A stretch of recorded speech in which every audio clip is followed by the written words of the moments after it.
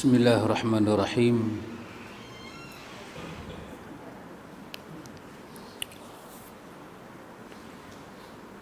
Alhamdulillah Rabbi yasir wa a'in, amma ba'du. Ikhwatul iman, ikhwatul fiddin, a'azzakumullah wa uhibbukum fillah. Alhamdulillah, summa alhamdulillah. Alhamdulillah ikhwan, merafa'kan perkataan Alhamdulillah kepada Allah Jalla wa'ala di atas rahmat dia dan kurnia dia kepada kita.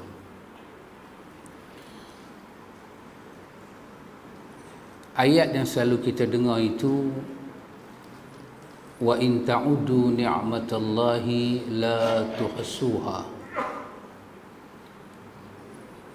Kita tahu terjemahan dia untuk menyatakan bahawa kalaulah nikmat Tuhan itu kita hitung, maka tidak terhitung. Dan kita tahu nikmat Tuhan itu ada yang dalam bentuk nampak dan ada dalam bentuk tidak nampak.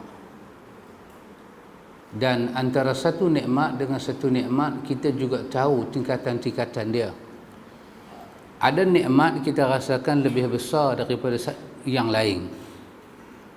Nikmat kesihatan besar, nikmat duit ringgit besar, nikmat kita tak sakit apa-apa juga besar. Tapi kita juga tahu bahawa nikmat Allah Ta'ala campakkan dalam hati kita ini, iman dan Islam, itu jauh lebih besar. Kesemua ini nikmat Tuhan belaka, yang kalau dihitung, dikira, maka kita tahu la tuhsuha, ketidakmampuan kita untuk menghitung, mengira, nak letakkan semua nikmat ini di satu tempat, dan kita nak mensyukuri kesemuanya, kita juga tahu ketidakmampuan kita. Karena itu Allah dengan rahmat dia, dia bagi satu kalimah pada kita. Kalau kita sebut, kalimah itu menghimpunkan semua kesyukuran, iaitu kalimah Alhamdulillahi. Bukan kata menghimpun semua kesyukuran. Nabi kata tamla'ul mizan, sampai mizan sana penuh, sampai ke mizan sana, sampai ke hari akhirat dia akan memenuhi. Jadi kita katalah Alhamdulillah. Seorang hamba kata Alhamdulillah daripada hati dia, lubuk hati dia. Dia kata memang dia merasakan dia mendapat nikmat daripada Tuhan. Itu berlainan dengan ucapan kita kata Alhamdulillah bila kita kenyang, kita sendawa, lain. Bila kita kenyang terlebih, cari pusat pun tak jumpa, belahak dandan, kita kata Alhamdulillah, lain, nilai dia lain. Dengan bila kita rasa dia satu nikmat benar, kita kata Alhamdulillah. Kita kata kalimah itu kita ucap, kita kata yaqinan, dengan penuh keyakinan, min qalbin, daripada hati perut yang dalam ni. Di atas apa? Ala syukrin, di atas syukurnya kita kepada Allah Jalla wa'ala. Dan kita tahu ini semua adalah min fadli Rabbi, daripada kurnia Tuhan kita pada kita. Kita pun kata Alhamdulillah. Maka kita juga kata Alhamdulillah, bukan tadi pagi saja kita bangkit daripada tidur. Untuk majlis kita ini juga kita kata Alhamdulillah. Tuhan himpun kita boleh berjumpa, boleh mendengar satu dua benda daripada Quran, daripada sunnah, boleh mendapat panduan, boleh mendapat bimbingan. Kita kata Alhamdulillah. Ikhwan, karena itu kita setuju bahawa nikmat Tuhan ini banyak sangat dalam hidup kita. Banyak dan cukup banyak. Dan kerana itu bila kita nak bersyukur kepada Allah Ta'ala, nak bersyukur kepada Allah Ta'ala, kita menggerakkan. Para ulama kita kata syukur ni satu sifat yang sangat unik. Dia menggerakkan semua benda.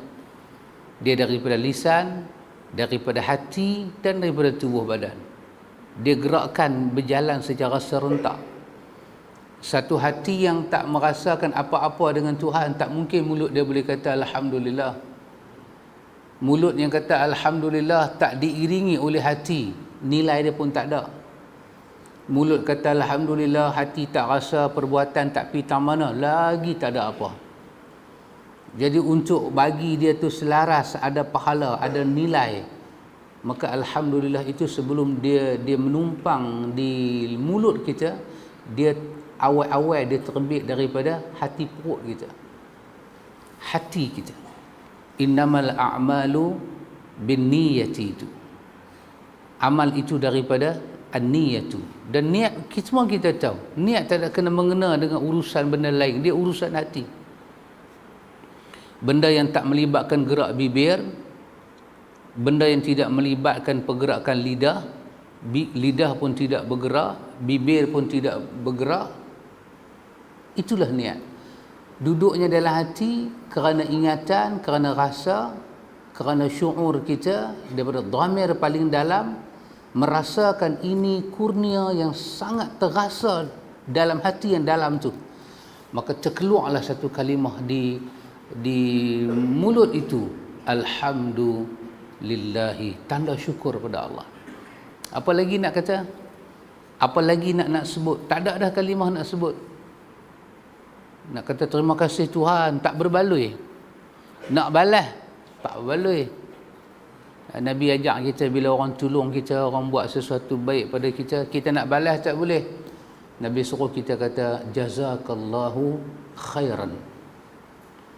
Jazakallahu khairan. Apa dia punya terjemahan dia? Semoga Allah membalasi setiap kebaikan engkau kepada saya. Maknanya nak balas tak boleh dah. Tak boleh dah.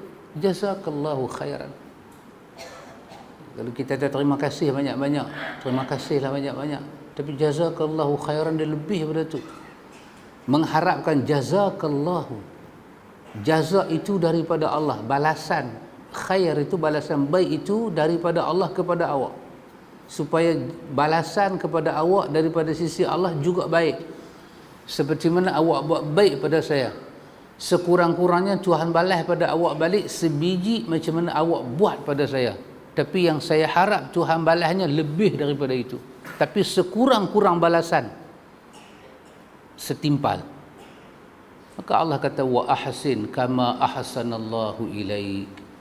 Buat baiklah pada orang macam mana Tuhan buat baik pada kamu. Macam mana Tuhan baik dengan kita, kita baiklah dengan orang. Kalau Tuhan boleh tutup aib kita, kita tutuplah aib orang. Kalau Tuhan boleh maaf kita, kita pun tolak ansurlah dengan silap orang. Tuhan ni saban hari menerima kita punya alpa. Bahasa utara kata ghaflah. Ghaflah, kalau kata ghaflah kat orang Arab, dia pun terkejut. Apa dia? Kita kata hang lah ghaflah tu. Ghaflah orang utara ni dia dalam sikit.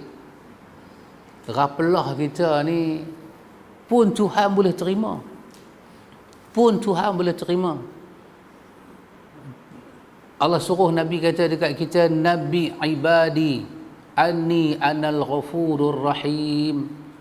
Muhammad, pergi khabar kat hamba aku, bagi tahu kat depa Nabi bagi tahu pada depa Muhammad, anni, sesungguhnya aku, anal ghafurur rahim. Aku ghafur, aku rahim. Nama masjid ni Ar-Rahim. Aku ghafur, aku rahim. Depa kena tahu benda ni. Kalau macam itulah Allah pengampun, kalau macam itulah Allah penyayang, baik sungguh Tuhan dengan kita, takkanlah kita tak boleh buat baik ke orang. Innallaha ta'ala tayyibun la yaqbalu illa tayyiba. Allah Maha baik. Allah tak terima melainkan yang baik juga. So kalau orang buat silap dengan kita, kita tak mau maaf dia. So kita kena tanya, tak memaafkan orang tu baik ke tak baik? Kalau tak baik, Tuhan tak terima. Tuhan tak terima keadaan kita itu. Kalau maaf itu baik, tak maaf itu tidak baik, kita kena pilih yang baik. Kalau memaafkan itu tidak baik, tidak memaafkan itu baik, cari yang baik. Orang buat salah dengan kita, saya tak mau maaf awak. Kenapa tak maaf? Kerana tak maaf itu lebih baik. Kalau kita fikir itu lebih baik, buat yang baik. Kenapa? Kerana innallaha ta'ala tayyibun. Allah Maha baik. La yaqbalu illa tayyibah. Dan Tuhan tak mau terima apa-apa dari kita melainkan yang baik. Orang buat kita, orang luka kita, orang sakiti kita, kita berasa sampai ke hati, membalaskah itu baik, diam dan memaafkan itukah baik? Kalau kita balas, kita kata macam mana awak buat saya buat balik awak. Kalau kita rasa itu baik, kalau itu kita rasa baik, ketahuilah Tuhan menerima yang baik. Mestikah orang buat jahat pada kita, kita balas balik dengan jahat? Kalau kita kata mesti, pastikan dia terbaik. Macam mana tu nak balas jahat orang dengan jahat kita yang terbaik? Fikir sendiri.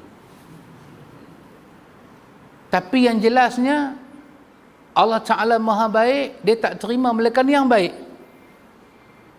Dia takkan terima melainkan yang baik. Kalau kita tahu benda tu tak baik, jangan buat. Dia merugikan kita di hadapan Tuhan.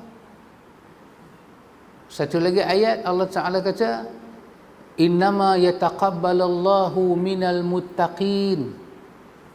Allah kata sungguh kata Allah, aku tak main-main, sungguh aku cakap ni.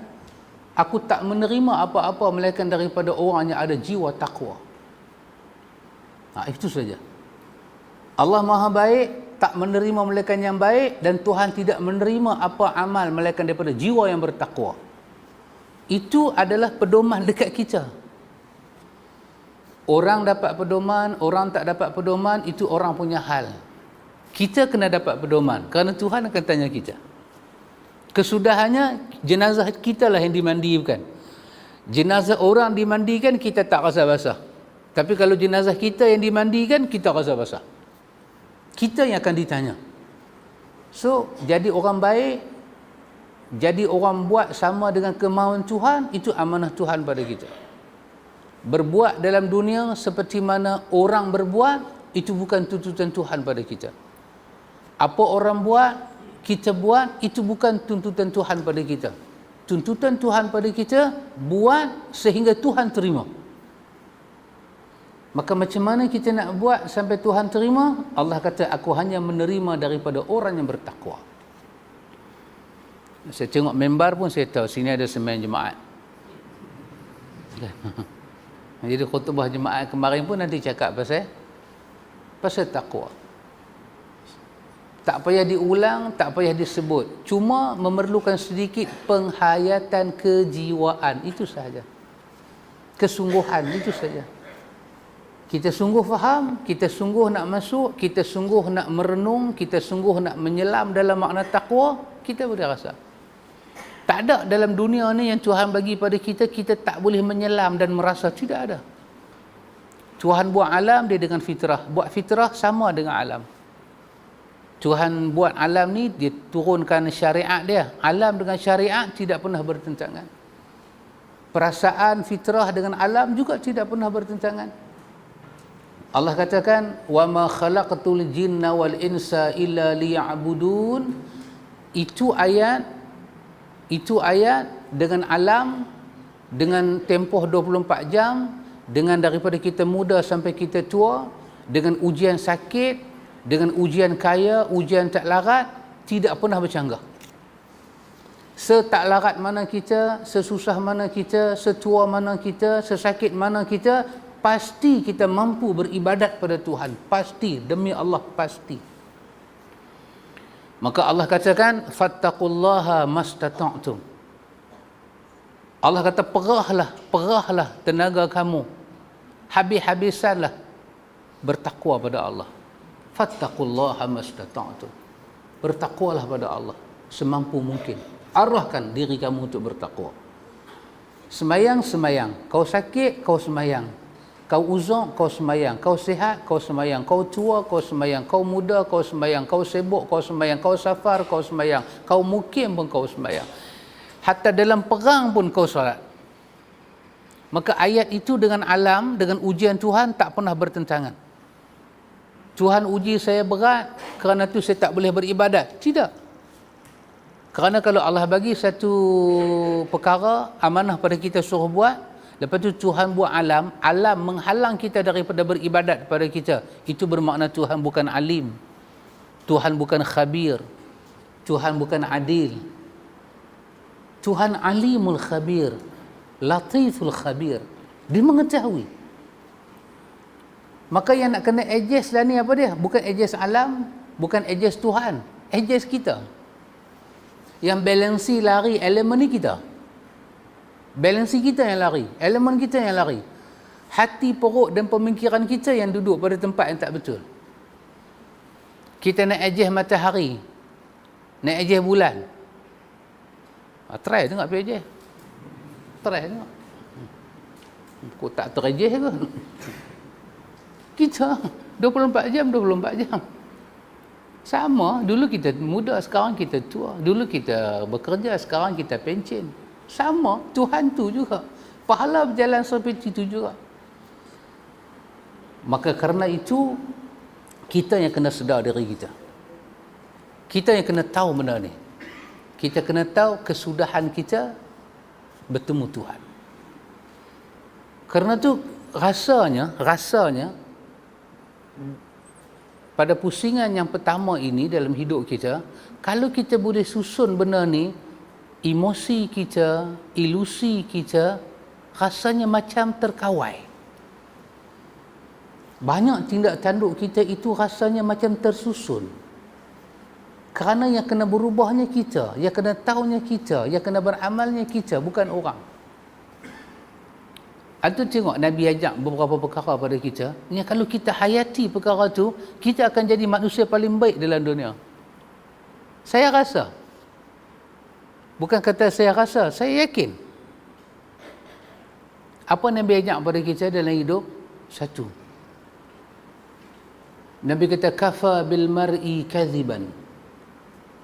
Nabi kata cukuplah satu orang itu dikatakan melalui kehidupan yang berbohong. Dan kita tahu bohong tu dosa kan? Bohong tu dosa. Kita tahu Tuhan tak suka orang bohong. Kita tahu laknat Tuhan ada pada orang yang bohong. Nabi kata kafa bil mar'i kadhiban, cukuplah satu orang itu dikatakan berbohong. Apabila ayyuhadditha, apabila dia suka bercakap semua benda yang dia dengar, dia pasti akan kena bohong. Nabi kata semua orang bercerita belah kanan, semua orang bercerita belah kiri, semua mulut kita macam N16 dia bercerita ke orang. Dengar keluar, tak tapis langsung. Nabi kata pasti kau akan dapat dosa bohong.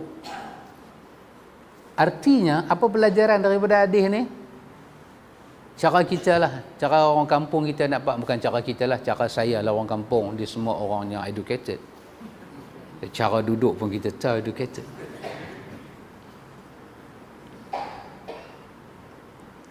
Maka Nabi nak semua benda sampai di telinga kita, Nabi nak kita stop. Kita menjadi orang yang stop berita itu, bukan penyambung. Antum bayang kalau kita boleh jadi individu itu.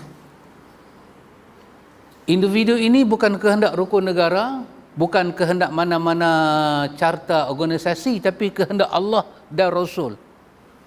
Apa yang awak dengar orang cakap, yang kita kata qila, qala, qila, qala, qila, qila, qala.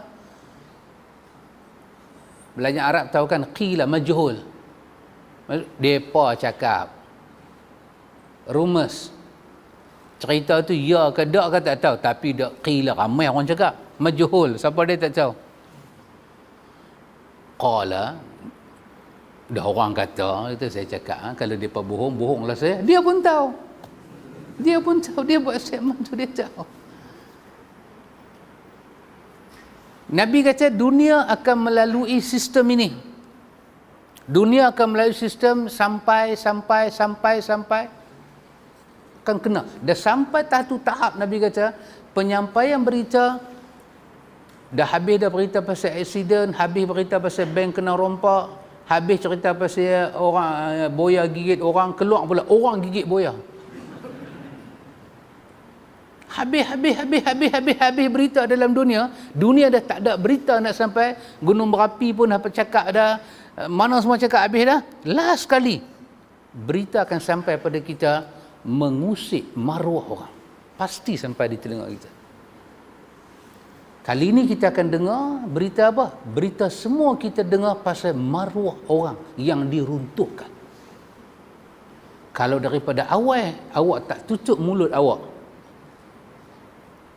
akan menyampaikan berita melibatkan maruah orang. Apa hak awak untuk menjatuhkan maruah orang? Ketika awak jatuhkan maruah orang, Tuhan akan jatuhkan maruah awak. Tunggu hari dia. Tidak dunia, akhirat. Akhirat pasti. Hadis ni saja ikhwan, dia mengajar kita nak hidup macam mana. Satu hadis. Hadis yang kedua, Nabi ajak kita dalam Muslim, antum boleh baca dalam Riyadhus Salihin An-Nawawi. Nabi ajak kita, Nabi kata, "Iyyakum wadh-dhann, fa inna dhanna aktsabul hadis." Nabi kata hati-hati dengan prasangka. Buruk sangka, menilai orang cepat sangat. Hati-hati. Kerana Nabi kata prasangka ini adalah sedusta-dusta perkara. Benda paling banyak bohong ada dalam sangka menyangka. Kalau pasti itu bukan sangka, ini sangka-sangka. Melihat orang dengan satu tindakan yang kita tak tahu apa hal tindakan dia, dan kita menilai dia. Kawan ni rumah sebelah masjid tapi tak mai, hidayah tak dapat kot, dandan. Kawan tu terkeliat urat ke, patah kaki ke, duk jaga mak bapaknya lumpuh ke, kawan tu jenis mata selaput belah malam tak nampak nak jalan, katarak, tak ada duit nak pergi buat operation ke, tak ada siasat, sangka. Takkanlah rumah dekat aku tu dengan masjid, bang bertanuk kami tak dengar, pokok badak kami tahu tu. Sangka. So, tengok siang dia keluar. Dia kayu basikal ke, dia naik motor ke, perung kata dia pergi. Orang boleh. Kerja boleh pergi, masjid tak boleh main. Sangka. Tak pernah tanya kawan tu.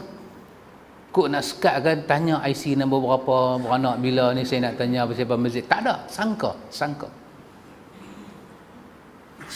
Mertua sangka kat menantu, menantu sangka kat mertua, ipak dua sangka kat ipak dua, birai sangka kat birai, abang sangka kat adik. Sangka menyangka. Nabi kata apa? Hiduplah kamu dalam dusta, dalam dosa, bohong dalam jadual kehidupan. Kita ambil dua hadis ni saja ikhwan, kita boleh hidup tanpa menyusahkan orang. Tapi masalah dia dua hadis ni saja tak boleh nak amal. Hadis Bukhari 5,000 lebih, dua saya tak lepas. Baca hadis boleh, beramal dua tak lepas.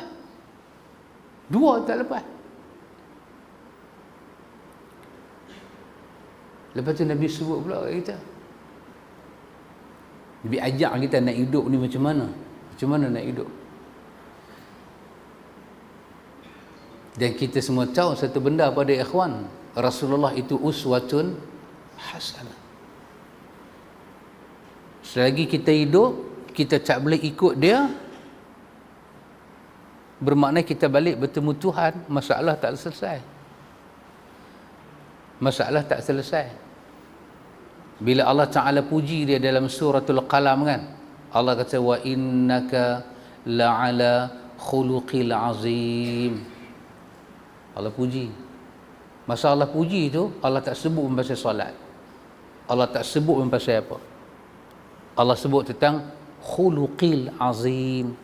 Khuluq, kha tu baca dengan dhammah. Khuluq, bukan khalq tapi khuluq. Ya Allah puji apa dia? Sakhsiyah, peribadi dia, cara dia hidup. Allah kata bagus. Cara dia hidup tu, cara dia menungkah kehidupan, bagus Tuhan kata. Azim, sangat bernilai tinggi.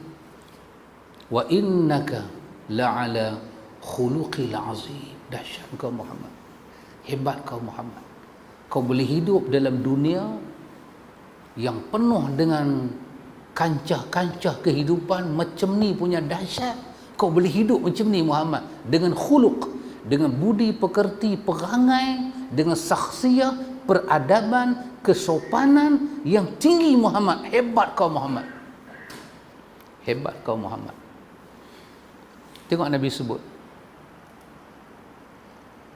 Apa Nabi kata pada kita? Dua benda saja. Nabi kata kalau ini boleh buat, itu tak payah buat. Pilih yang mana kau nak buat. Apa Nabi kata? Nabi kata, man kana yu'minu billahi wal yawmil akhir falyaqul khairan aw liyasmut. Demi Allah ikhwan, huwa Rasulullah. Bila antum tengok hadis-hadis ni, antum tengok dengan kehidupan yang kita nak terokai sekarang, demi Allah, inilah cara hidup yang selamat. Tapi tak boleh buat. Tak boleh buat. Pakai jubah boleh, nak buat tak boleh. Tak boleh. Apa Nabi kata? Tengok. Nabi kata, man kana yu'minu billahi wal yawmil akhir, siapa yang beriman, siapa yang adalah dia itu ada hati yang beriman dengan Allah dan hari akhirat. Nabi kata, falyaqul khairan. Nabi kata, kalau nak bercakap, bercakap baik. Falyaqul, kalau memang nak hobi bercakap, tak boleh tak bercakap, bercakap. So bercakap, Nabi kata, kita ada mulut, kena cakap. Satu hari tak bercakap, boleh gila kita. Balik rumah dengan bini tak cakap, dengan lelaki tak cakap, dengan mertua anak cucu tak cakap, pergi berjabat tak bercakap, buat bendang tak bercakap. Sengap ya. Last sekali bukan orang kata kita gila, kita sendiri kata aku nak gila kan. Cakap, kalau kau kena cakap, Nabi kita cakap, tapi cakap apa? Falyaqul khairan.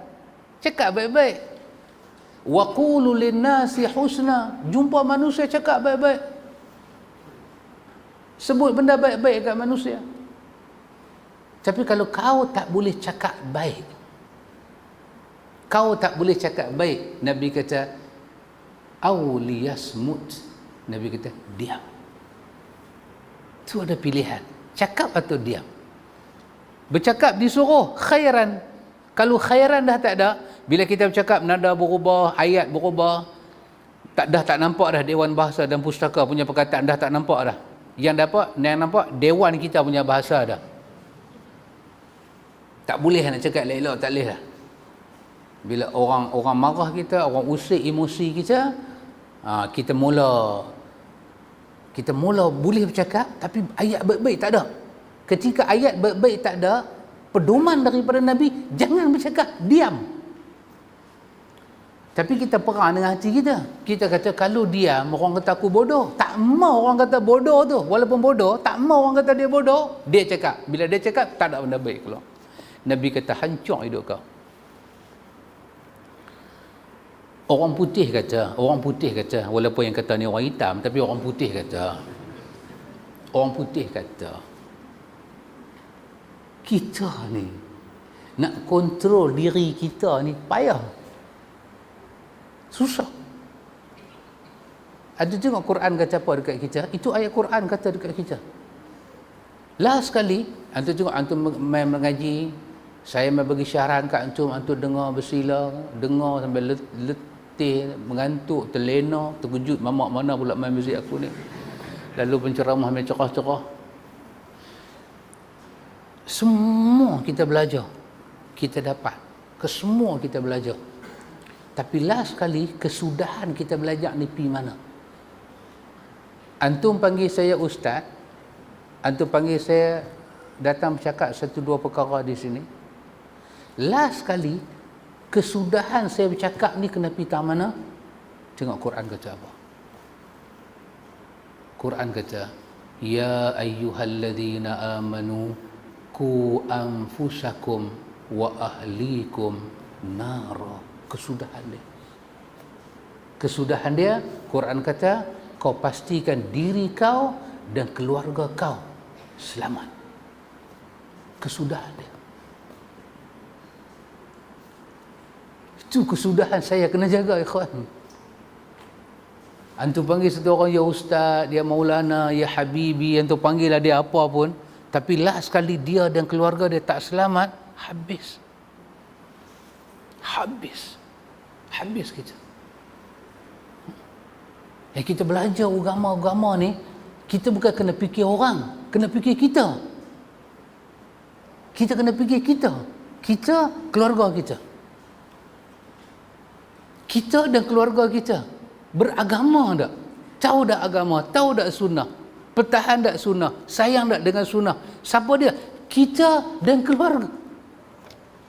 Setiap individu, setiap kita kena pastikan kita dan keluarga kita. Saya tak perlu pastikan saya dan keluarga orang. Orang tu ada ketua keluarga dia. Saya dan keluarga saya. Boleh buat tak benda ni? Itu kesudahan dia. Hebat. Orang tu hebat. Pergi depan Tuhan, Tuhan tanya, hang ada keluarga hang macam mana? Alhamdulillah kalau akhirat ni ikhwan, Allah tanya pasal orang dekat kita. Memang kawan tu kena kita selamat. Kalau Tuhan tanya kita, hang, pasal apa jiran tak sembahyang? Kita boleh jawab, dia tu memang pemalas. Dengan balok liat, bukan betul dengan pelang sekali dia ni. Kita boleh abang. Tetapi bila Tuhan tanya kepada kita pasal kita, bukan pasal orang. Kalau Tuhan tanya dekat kita pasal orang, kita selamat. Kawan tu nanti jahanam. Tapi kalau Tuhan tanya dekat kita pasal kita, belum tentu kita selamat. Kita kata, ya Allah, kawan tu payah main masjid lah. Ya Allah, anak kawan tu tak boleh baca Quran lah. Ya Allah, bini kawan tu tudung tak betul lah. Ya Allah, kawan ni macam ni lah. Ya Allah, kawan ni macam ni. Kalau malaikat kata okey dah pasal orang banyak sangat, lah nak tanya hang tu macam mana? Orang putih kata pocik. Pocik kita. Pergi kita.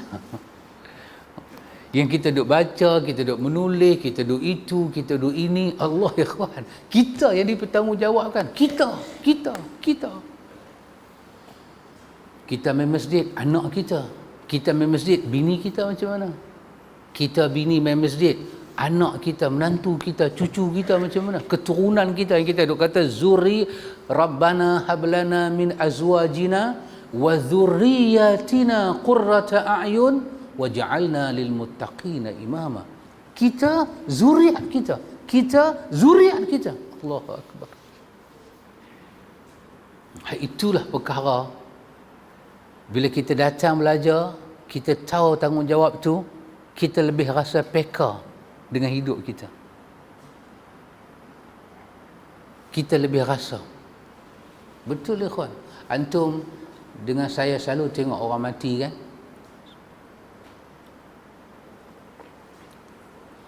Kau tak pernah tengok orang mati? Orang mati tak tengok kita? Saya tengok orang mati. Tapi ya subhanallah, antum pernah tengok orang mati, mayat di kapan? Kapan tu orang buat selai poket ke dia? Kita pakai jubah ada poket kan? Baju Melayu ada poket kan? Baju Melayu ada 3 poket, betul? Saya tanya, pasal apa baju Melayu 3 poket? Jubah pun 3 poket. Pasal apa baju Melayu 5 butang? Abang kita ke baju Melayu. Nampak muka Melayu? Jangan duk mengaku mamak pula. Kenapa baju Melayu ada 5 butang? Kerana mewakili solat 5 waktu. Jadi kalau ada orang Melayu pakai baju Melayu tak semayang, memang mangkak betul dia tu. Kenapa baju Melayu poket 3? Kerana mengikut zaman para miswara dulu masuk Islam, kerana mewakili Islam, iman dan ihsan. Poket yang keempat dia tak boleh buat, dia tak ada uncang nak boh. Iman, Islam, ihsan. Yang keempat dia tak ada. Yang keempat dia nak kata apa? Tak ada, maka dia buat 3. Walaupun tak ada dalam Bukhari, bolehlah pakai. Orang Melayu punya cerita. Dengar bila mamak abang. Itu poket. Orang mati tak ada poket. Tak pula orang buat baju untuk poket satu kan. Kerana nak bawa poket apa? Bila mati nak bawa apa? Poket ni untuk benda yang boleh menampung. Pen, duit shilling, duit, benda-benda yang kalau tak letak dalam poket, dia jatuh ke bawah. Pasal tu kita perlu poket. Wallet kita, benda yang bernilai kat kita, duit. Duit tu kalau kita lepas, dia jatuh. Perlu wallet, simpan, pakai. Tapi kita balik Tuhan, kita balik jumpa Tuhan, kapan kita tak ada poket. Kenapa? Kerana benda yang kita nak berbalik bertemu Tuhan, dia tak memerlukan tempat simpanan.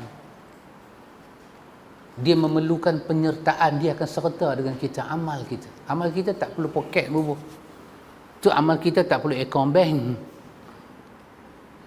Sahabat semua nak mati, dah buka dah account bank sana. Nak pemasuk pahala. Tak ada account. Mana ada account? Amal, bila kita buat, dia wujud lah. Kita tak buat, dia tak wujud lah. Dia kosong lah. Bila mati anak Adam, 3 benda bersama dengan dia kan. Bila pergi atas kubur, 2 akan balik, 1 akan kekal. Maka akan baliklah harta dan keluarga dia. Maka akan kekal lah dengan dia. Wa yabqa wahid, 1 akan kekal dengan dia. Apa dia? Amal dia. Amal dia. Amal daripada dia aqib balik sampailah malaikat maut ambil nyawa dia. Itulah. Dan dalam amal itulah Tuhan akan tanya kita. Kita yang kena tanya. Apa yang dia tanya? Dia tanya, "Marabbuka?" Tuhan kau siapa? Apa yang dia tanya? Agamamu apa? Apa yang dia tanya? Nabimu siapa? 3 saja. Mak nama apa, pak nama apa, bangsa apa, tak tanya. Penat mengapai. Penat kita mengapai isi, tak tanya langsung. Tanya, marabbuka. Marabbuka. Man kan kita cakap dalam bahasa Arab, man merujuk benda yang berakal. Kalau ma, min alif ma, benda yang tak ada akal. Benda beku, jamadat, beku, dia tak ada akal. Tapi man, benda yang berakal. Ditanya, benda apakah yang berakal, yang berfungsi dalam dunia dulu, yang telah kau jadikan dia sebagai pencipta engkau? Dia tanya pasal rububiyah. Apa dia? Kau baca, kau semayang, kau baca Alhamdulillahi Rabbil Alamin. Itu Rabb kamu. Adakah Allah? Allahu Rabbuk. Dia tak kata adakah Tuhan, adakah Allah itu Tuhan kamu, tak. Dia kata marabbuka. Dia bagi satu soalan kejutan, injut orang tu. Siapa Tuhan hang? Siapa pencipta hang? Siapa yang menjadikan alam ni? Baru dia tanya, madinuka? Apa agama kau? Pegangan hidup kau, pedoman kau? Baru dia tanya, man nabiyuka? Man nabiyuka? Siapakah orang? Nabi berkata nabah, berita. Nabi pembawa berita.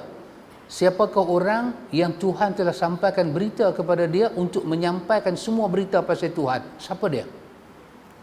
Hang ambil berita pasal aku dari siapa? Man? Siapa dia orang tu? Nak jawab macam mana, ikhwan? Apa yang kita nak buat? Itulah yang kita katakan sebagai tazkiyatun nafs. Kita menyucikan jiwa kita. Ya, kita perlu cuci jiwa kita. Orang-orang punya pasal, ikhwan, kita. Yang duduk dekat dengan kubur ni kita. Yang pelan tak larat ni kita. Kata orang bersama, orang ambil pergi ke orang. Orang-orang punya pasal, kita ni, hal kita ni. Selesai ke tak? Lepas tu anda tengok ayat yang kita duk baca. Semayang kita duk baca ayat.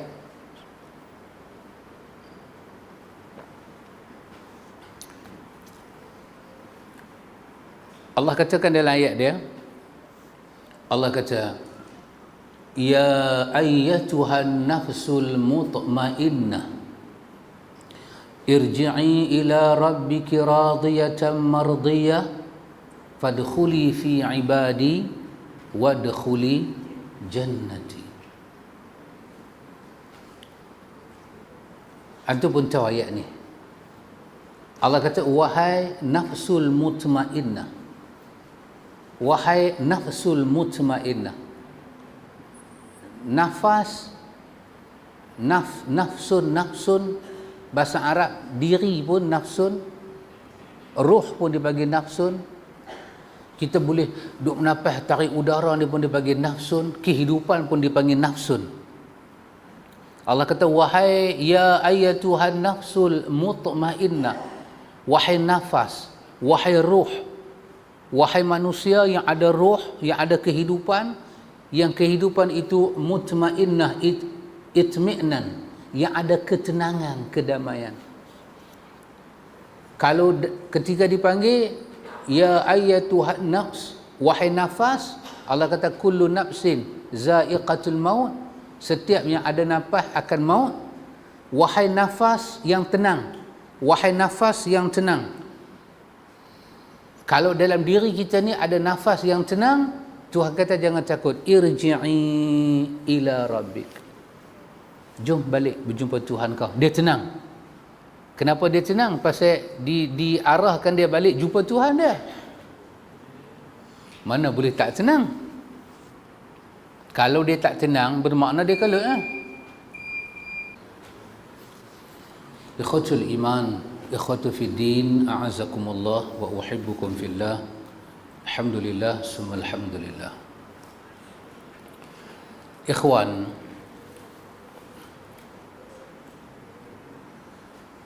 kita dengan waktu hidup yang berbaki ni, nak dapat lah, sebelum kita bertemu Tuhan, kita nak dapat jiwa ini, nafsul mutmainnah ini. Ini akan, macam ulama tafsir kata pada kita, betul lah, ini satu panggilan kepada kita bila kita masa nak mati esok ni. Sekali lagi dipanggil ketika berlakunya hari kebangkitan. Sekali lagi dipanggil ketika nak dijemput kita masuk dalam syurga. Jiwa yang mutmainnah. Tapi jiwa yang mutmainnah itu kita tahulah, dia diusahakan ketika hidup. Kita berjuang berhabis-habisan dapatkan dia ketika hidup. Dan jiwa itu memang wujud. Ya ayyatuhan nafsul mutmainnah, jiwa yang mutmainnah. Perkataan mutmainnah itu kalau kita pindah ke dalam bahasa Melayu, kita kata tenang, damai. Jiwa yang tak cepat, kita kata halu'a, jazu'a, tak cepat gelabah, tak cepat tergesa-gesa. Lepas itu kita tengok para ulama kita, bila dia baca ayat Quran ni, dia baca ayat ni, ya ayyatuhan nafsul mutmainnah, dia berhenti saat bacaan dia. Dia akan kata pada Tuhan, dia akan berdoa, Allahumma inni as'aluka nafsan mutmainnah, nafsan bika mutmainnah. Dia berkata, Tuhan, sesungguhnya aku minta pada kau Tuhan, nafas yang dengan engkau sangat tenang. Kita minta kepada Tuhan, kita dapat nafas yang tenang.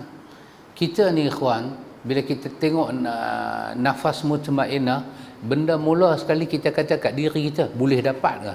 Kita tak minta, kita seriau. Kita tak minta. Kita dengar-dengar mutmainnah, kita kata, ingat senang ke nak dapat? Senang tak senang nombor dua. Nombor satu, minta. Minta dulu, Tuhan, kerana ada ayat kau akan seru orang mati ni dengan nafas yang mutmainnah. Tuhan, aku minta Tuhan, bagilah kepada aku nafas yang mutmainnah. Jiwa yang tenang Tuhan. Jiwa yang tenang. Tenang dengan makna yang dikehendaki dalam ayat ini. Tenang apa dia? Wa tu'minu biliqa'ika. Tenang, beriman dia dengan hari berjumpa dengan kau Tuhan. Bila berjumpa dengan Tuhan dapat mutmainnah, tenang. Allah katakan dalam ayat dia tentang orang-orang yang la khaufun alaihim wa la hum yahzanun. Depa tidak ada khauf dan tidak ada hazan. Kita kata Allahumma ja'alna minal ladzina la khaufun. Jadikanlah kami ni ya Allah daripada orang yang tidak takut bila balik bertemu dengan kau, dan tidak sedih pada hari nak balik bertemu dengan kau Tuhan. Dan kami ini orang yang beriman sungguh dengan hari kami akan berjumpa dengan Kau Tuhan. Wa tarda biqadaika, dan kami redha dengan qada Engkau ya Allah. Wa taqna'u bi'ata'ika, dan kami qanaah dengan pemberian Kau Tuhan. Itu jiwa mutmainnah. Itu jiwa mutmainnah. Kita dapat jiwa itu, ikhwan. Dan kita kena usaha. Bila kita doa, Tuhan bagi, antum tengok kita baca doa, ya Allah bagilah pada saya rezeki yang luas, ya Allah bagilah kepada saya sihat, ya Allah. Bila kita minta semua ni ke Tuhan, habis kita minta, biasa kita buat apa? Ya Allah bagilah pada saya rezeki. Kan orang menega, pergi menega. Orang bekerja, pergi kerja. Sebelum pergi, ya Allah bagi rezeki pada saya, ya Allah. Ni budak-budak nak ambil SPM, ya Allah bagi lulus, ya Allah nak lulus. Berdoa dulu. Lepas doa buat apa? Buatlah apa yang boleh buat dengan doa kita tu. Kita baca buku, kita belajar, kita ingat, lepas tu pergi ambil periksa. Ya Allah bagilah saya cemerlang dalam imtihan ni, ya Allah, dalam periksa ni, ya Allah bagilah pada saya, ya Allah. Tapi bila kita minta, ya Allah bagilah kepada saya jiwa yang mutmainnah, lepas tu tak buat apa-apa, sengap ya, tak berjuang, tak berjuang apa-apa, dia mengaji pun tidur, mutmainnah sungguh. Mana perjuangan kita nak dapat mutmainnah? Ya, itu orang mati, kalau dia ada Datuk Seri, dia ada Tan Seri, orang bagi kat dia. Pada hari dia mati, orang panggil dia Tan Sri, Datuk Sri, tak ada apa-apa ke dia. Tapi kalau malaikat boleh kata, ya ayatuhan nafsul mutmainnah, itu satu, Allahu Akbar, itu satu mautan kariman, kematian yang cukup mulia. Para ulama kita sebut, kalau dalam hidup kita ni, dalam jiwa kita ini, ada beberapa perkara kita boleh buat. Para ulama kata itu menunjukkan ke arah jiwa yang mutmainnah, ke arah jiwa mutmainnah. Tapi dia bukan mu'tamad, dia ke arah jiwa mutmainnah. Ini berdasarkan ulama-ulama yang terlibat dengan tazkiyah, tazkiyatun nafsi, perjuangan kejiwaan. Kemudian dia tumpah pengalaman daripada dalam tulisan. Dia orang tulis, bila kita pertama sekali Quran sebut, bila kepada orang itu dibacakan ayat Quran, wa idza tuliyat alaihim ayatuhu zadatuhum imanan, ini jiwa yang mutmainnah. Bila sebut pasal Quran, dia datang mahabbah bitilawati, dia datang kecintaan nak baca, nak merenung, nak mendekati, nak tadabbur, nak memahami, nak mengapai. Dia mai, jiwa kita galak, dia mai. Ini jiwa yang mutmainnah, dia redha dengan Tuhan. Itu kalam Tuhan. Tapi kalau sebut sesuatu pasal Quran, sesuatu tentang Quran, anda tengok Nabi sebut dalam riwayat Muslim. Allah, ini pun macam SPM kat kita juga ya kawan. Lulus ke tak lulus kita ni? Apa Nabi sebut? Nabi kata dalam riwayat Muslim, antum tahu, saya pun tahu. Nabi kata 10 ayat awal daripada suratul Kahfi, usima minad dajjal, menyelamatkan daripada dajjal. Umat Muhammad dengar apa dak lagi sampai lah. Apa itu bukan pasal nak jadi imam sangat, pasal Nabi kata ada keselamatan. Jiwa kita ni mutmainnah, mutmainnah tak?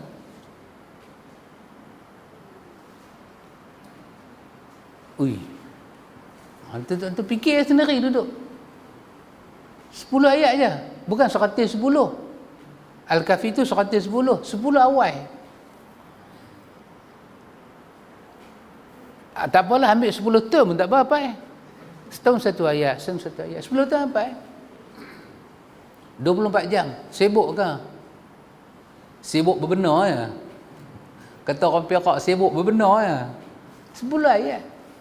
Bukan surah hafal Quran seluruhnya, 10 ayat. 10 ayat.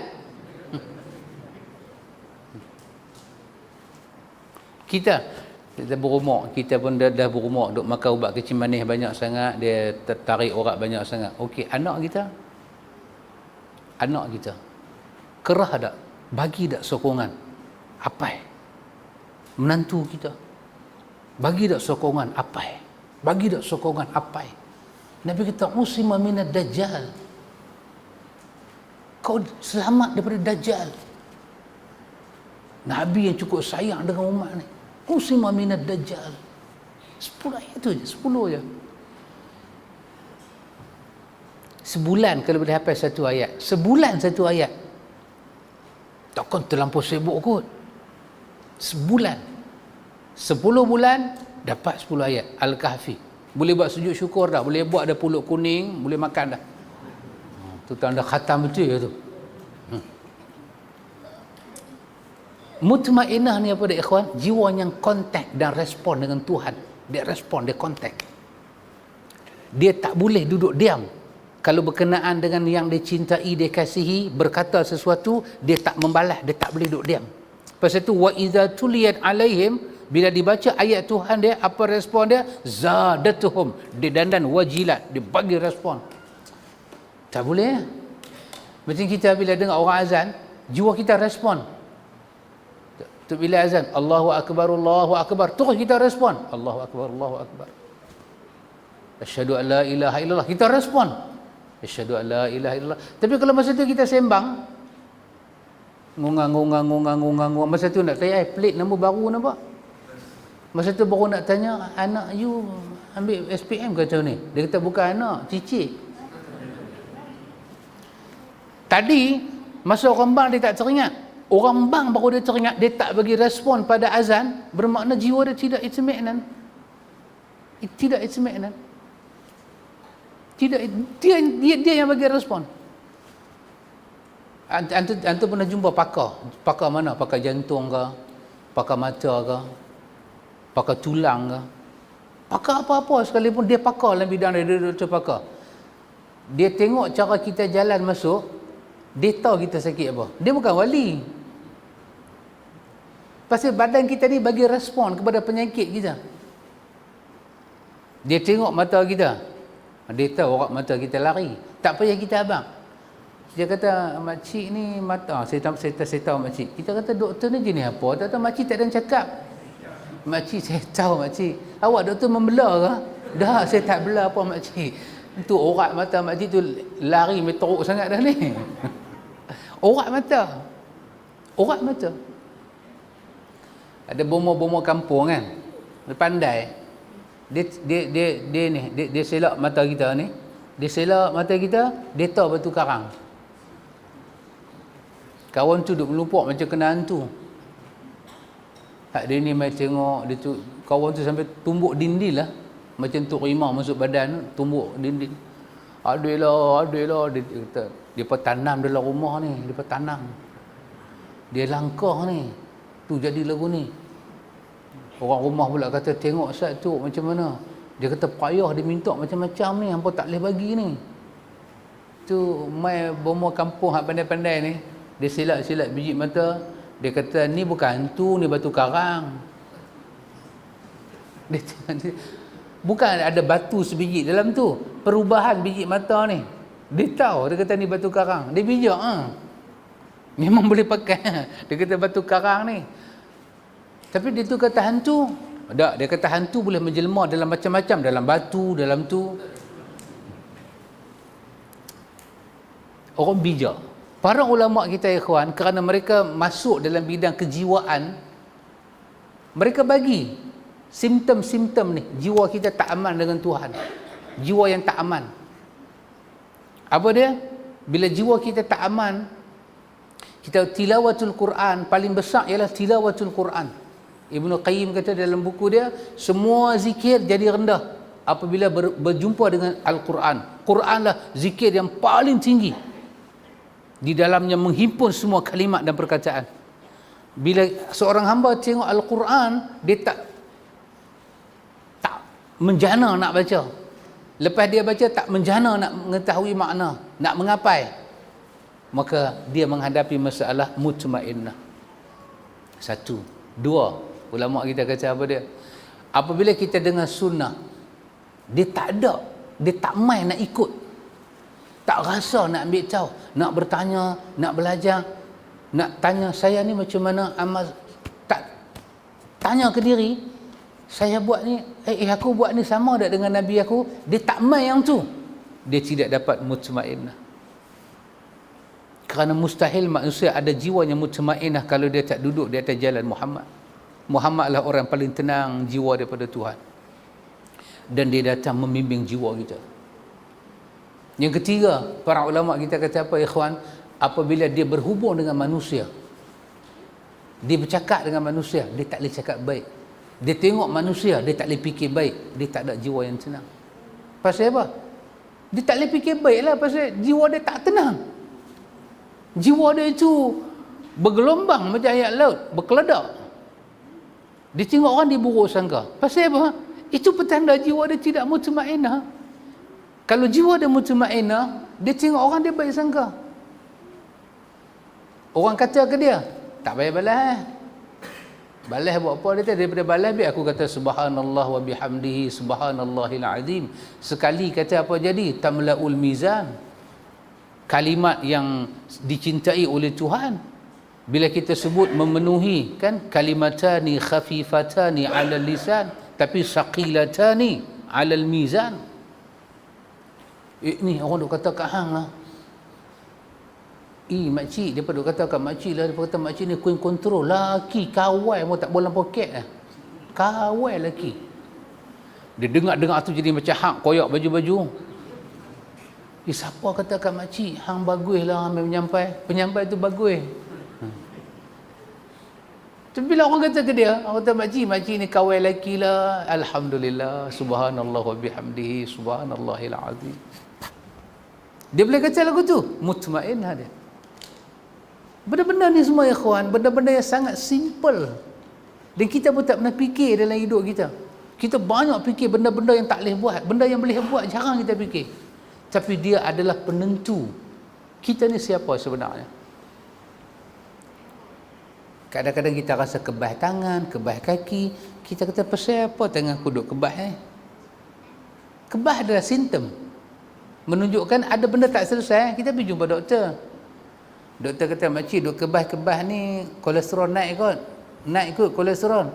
Makcik tak makan pun kerang, makcik tak makan pun sotong. Hari ni makcik tak makan, 5 tahun sudah. Makcik kena hari ni, bukan pasal hari ni, kemarin punya makan, 5 tahun sudah. Punya ni store ni makcik, oi, ni gudang 5 tahun sudah ni. Ya ke? Iyalah makcik. Doktor kata, makcik kecil manis naik ni. Alah, doktor, mati bukan pasal kecil manis. Mati dah sampai masa. Saya nak pesan kat doktor, kalau doktor kata orang mati kecil manis, syirik terkejut doktor tu. Allah bagi kat kita simptom bahawa Tuhan tidak respon dengan kita. Tak ada respon. Kita subhanallah, selama ni kita duk zikir, kita duk semayang, kita zikir, kita semayang. Artinya zikir yang kita buat, semayang yang kita buat belum mengangkat jiwa kita. Dia belum basuh. So kita kena buat sesuatu lah. Pasal tu ulama kita kata ibadat ni ikhwan, ibadat ni anak tangga, jambatan, muamalat kita dengan Tuhan, dia start dengan doa. Minta ke Tuhan apa yang kita nak. Minta ke Tuhan supaya ada pada diri kita apa yang dia mau. Tuhan kata kau minta aku bagi. Kita kata Tuhan, jadikanlah aku orang yang sentiasa minta padamu dan selalu mendapat apa yang aku minta dari sisimu. Itu jambatan mula kita dengan Tuhan.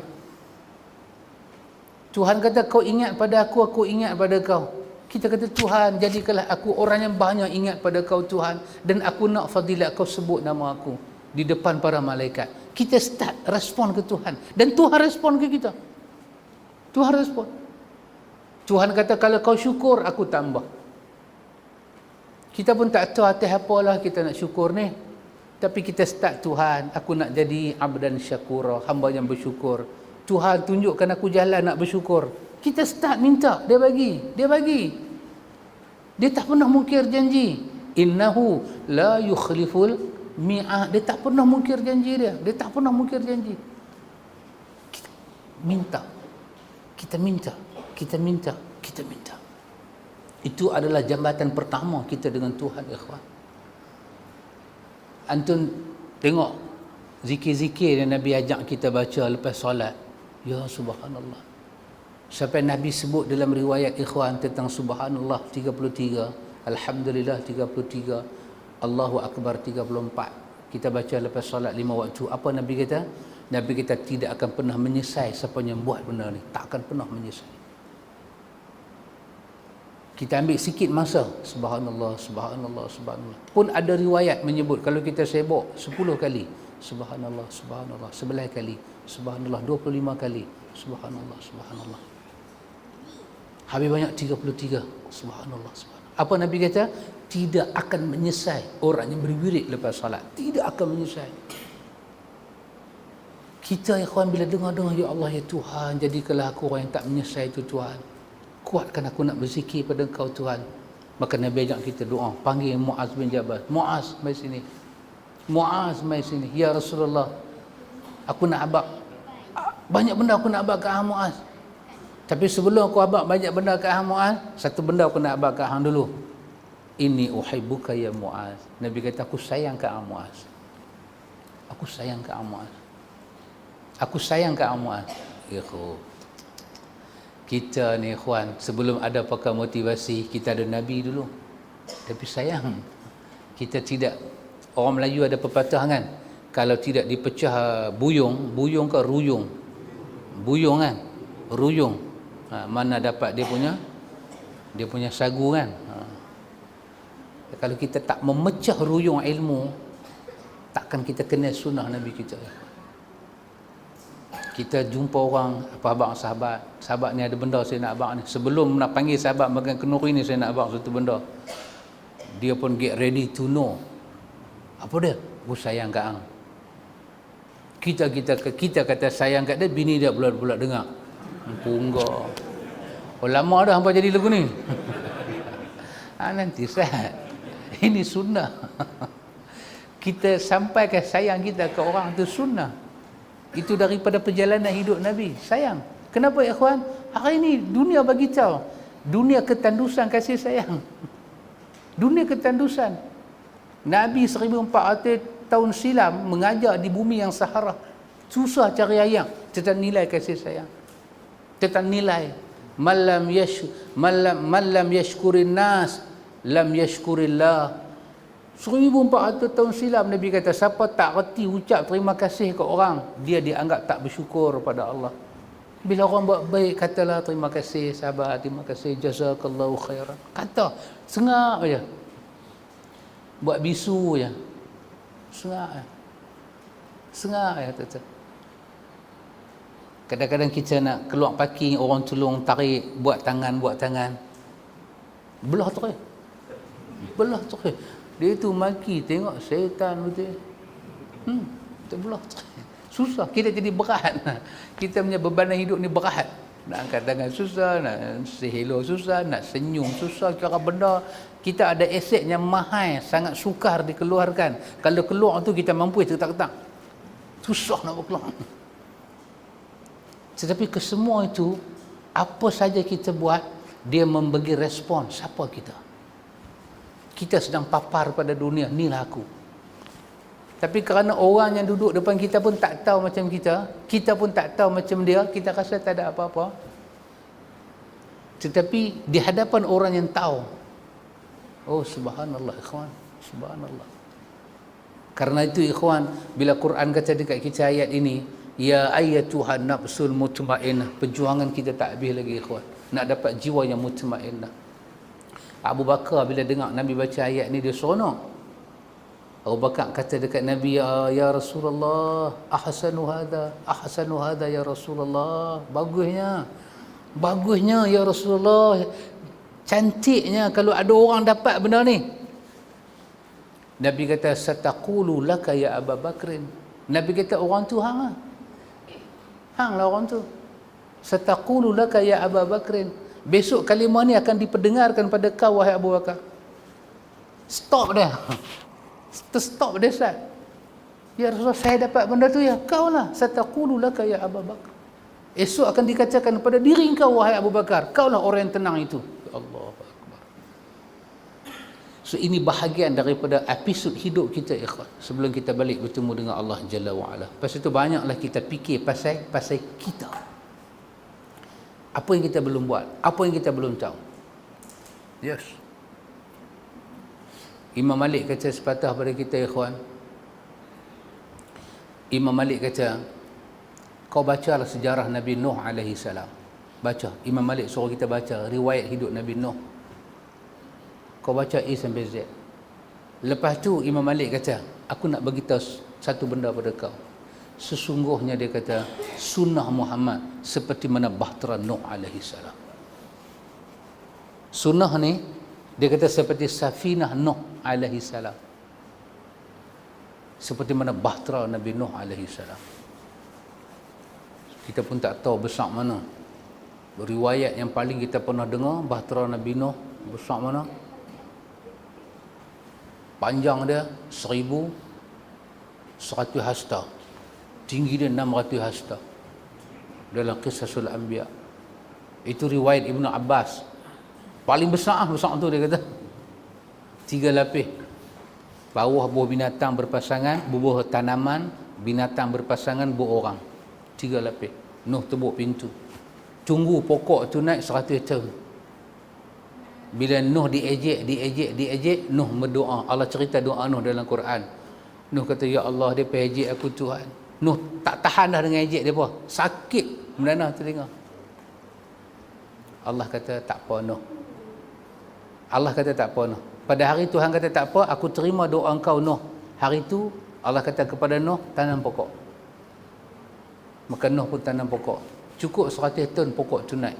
Allah arahkan kepada Nuh daripada pokok tu buat bahtera. Kena ejek lagi, buat bahtera di... Yalah, siapa tak kata, ikhwan, buat bahtera di padang pasir. Kalau buat di Tuk Bandar ni tak apa, Titi Bandar ni. Buat di padang pasir. Kena orang kata macam-macam. 950 tahun. 950 tahun. Akhirnya Allah kata pada Nuh, apa yang kau buang masuk dalam tu, buat masuk dalam bahtera kau. Masuk habis. Allah arahkan hujan turun, Allah arahkan bumi keluarkan air. Manusia nampak masa tu air. Air mula naik, keluar turun. Yang gelak tu, patut tak gelak, dia boleh gelak lagi. Dia boleh kata pula, air sikit pun takut. Hari tu dia kata gila pasal tak ada air. Hari ni dia nampak air. Dia nampak air. Dia boleh kata. Dia boleh lagi. Ka'bul Ahbar cerita dalam riwayat mauquf tentang seorang wanita, dia nampak bahtera Nabi Nuh ni terapung. Dia dengan anak dia. Dia dengan anak kecil dia, dengan baby dia. Dia nampak. Dia lari ke bukit yang rendah. Dan dia nampak ayat tu naik, dia lari ke bukit yang tinggi.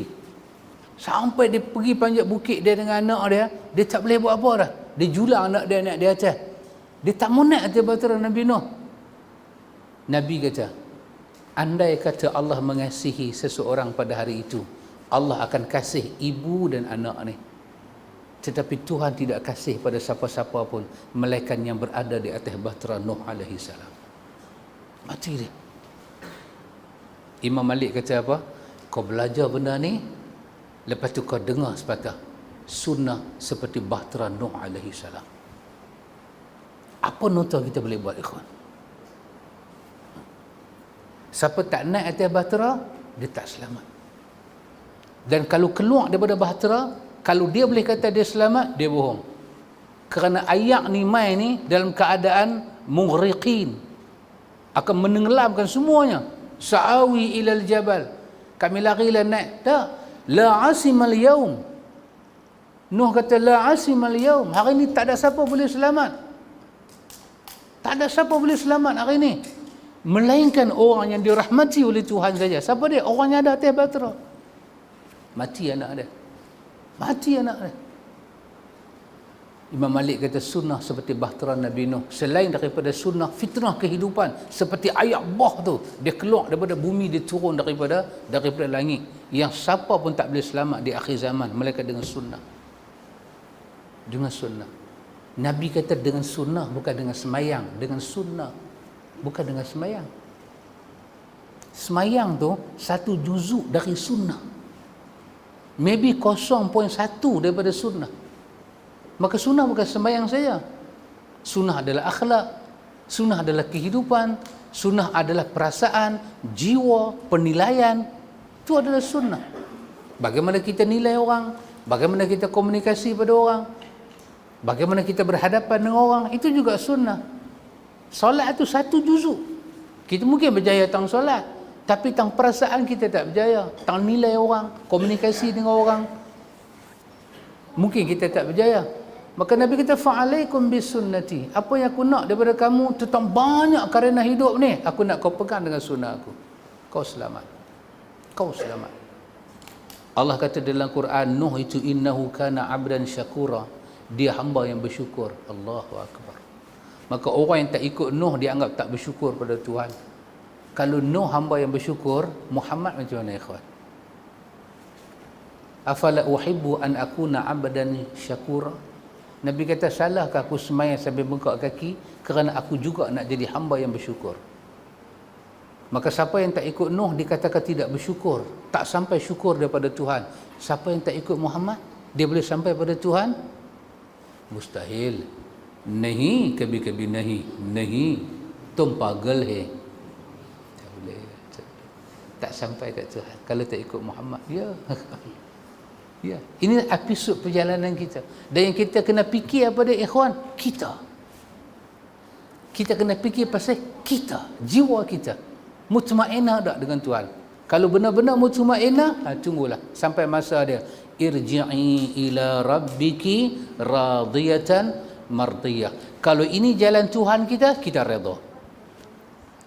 Antum boleh fikir kalau orang disuruh ikut cara Muhammad, dia tak tenang. Zikir macam Muhammad, dia tak tenang. Selawat macam Muhammad, dia tak tenang. Sedangkan ini adalah jalan kembali pada Tuhan. Dan dia boleh buat tidak seperti Muhammad, dia tenang. Oh, kita pun heran lah. Ini orang macam mana, dahsyat lah. Imam Syafi'i kata dalam Ar-Risalah, dua perkara ni sangat penting. Sangat penting. Saya tutup dengan dua perkara ni. Bila sebut tutup tu nampak senyum sikit. Muka ada senyum. Dua benda ni penting. Apa dia? Kenapa kita ikut Nabi?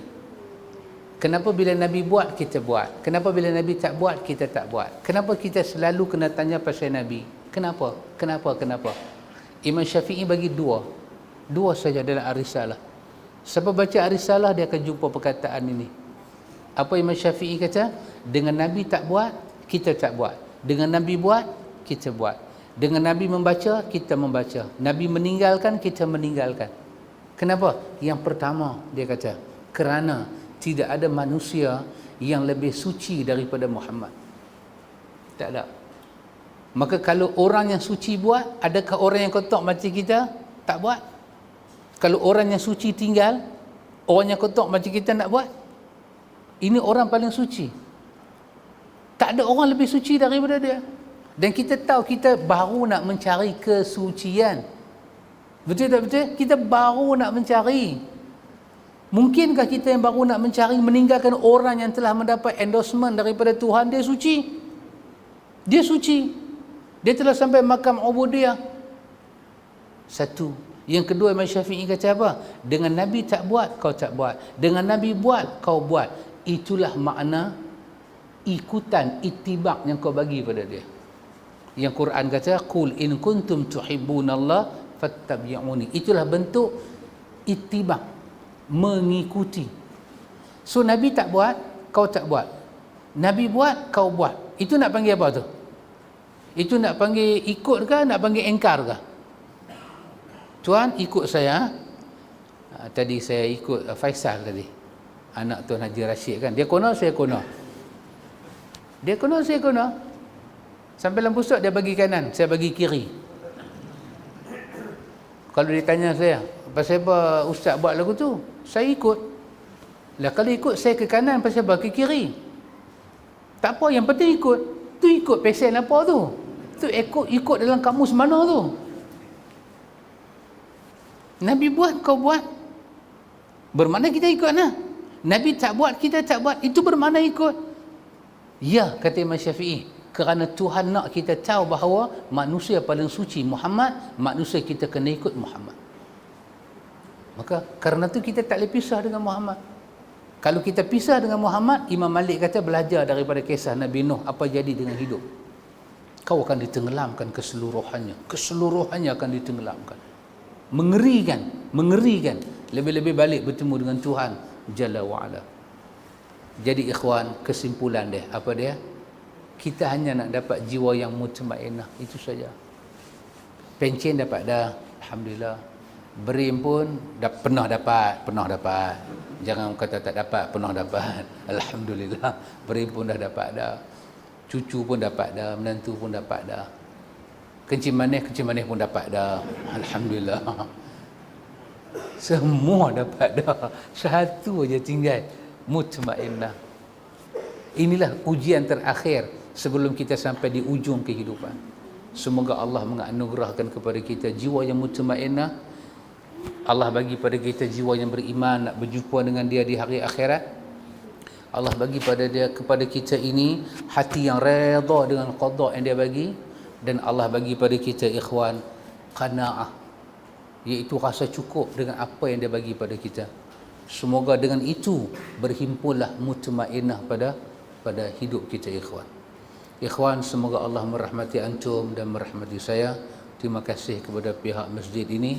Terima kasih kepada antum sanggup dengar saya beletiak sampai ke bawah bungkuk. Saya tahu dengan lapar yang cukup, saya tahu. Terima kasih banyak-banyak atas segala perhatian. Mohon maaf di atas segala kekurangan. Cukuplah sekadar itu. Subhanakallahumma wa bihamdika asyhadu an la ilaha illa anta astaghfiruka wa atubu ilaik. Assalamualaikum.